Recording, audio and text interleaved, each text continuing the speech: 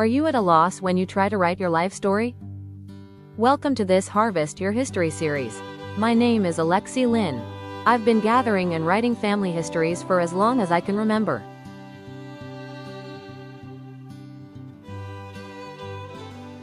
How many times have you tried to write your personal story to see a blank wall in your head?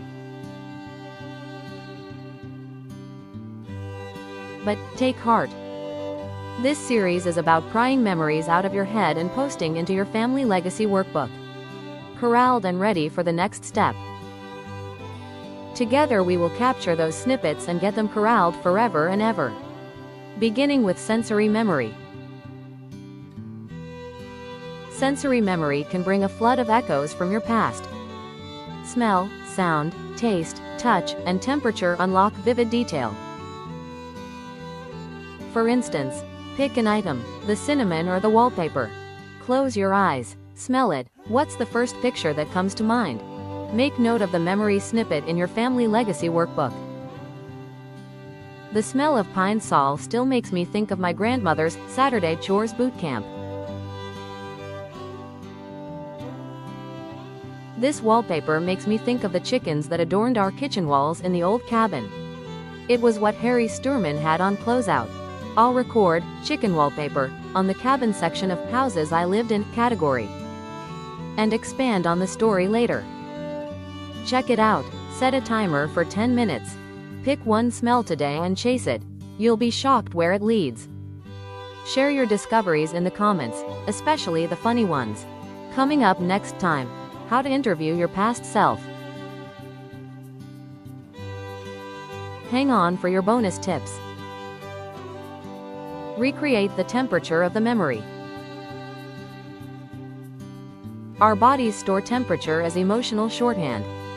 Sit somewhere warm if recalling summers, kitchens, or childhood naps. Go outside in the cold if you're trying to remember winter mornings or school bus stops. Use scent as a time machine. Scent is the most direct route to autobiographical memory. Light a candle that matches the era or place.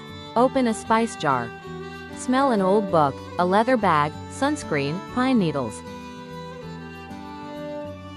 Handle objects with texture. Touch is grounding and revealing.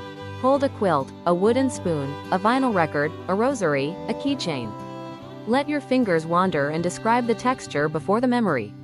Often the memory follows the sensation. Listen to ambient sounds. Rain on a tin roof. A diner's clatter. Cicadas. A basketball court. A train station. These sounds can pull up details like who sat beside you, what you were wearing, or what you feared. Eat or drink something from that era. Taste is a shortcut to emotional truth. A childhood cereal, a holiday dish, a gas station snack you haven't had in years. A specific tea or soda. As you taste it, ask, what else was happening around me when this flavor was part of my life? And there you have it. 5 more ways to spark the snippets for your family legacy workbook.